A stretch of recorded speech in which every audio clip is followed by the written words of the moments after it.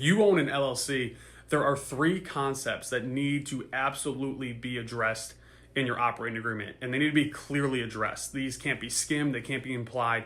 They need to be clearly written and clearly understood by partners. And the first one is ownership and economics. And this is more than just percentages. Questions that need to be answered are who owns what? What did each person contribute? How are profits and losses allocated? Are there guaranteed payments or salaries?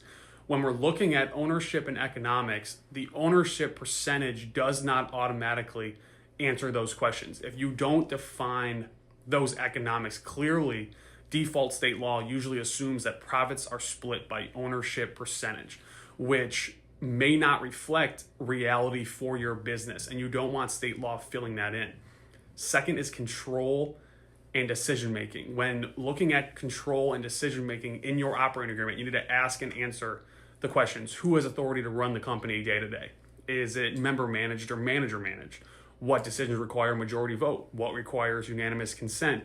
And then if you are a 50-50 split LLC, which I have said before I don't recommend, but it happens all the time, how do we break a deadlock? These control provisions are where I see most dispute lives in a court system. If that section is vague, you are inviting paralysis into your operations.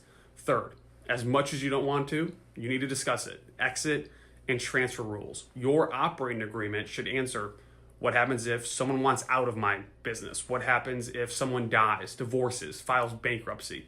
Is there a buy-sell mechanism? How is the company valued in that buy-sell?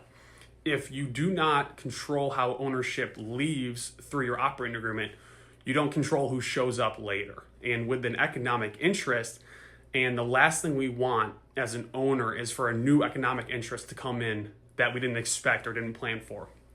So those three areas, economics, control, and exit, are the backbone of your company.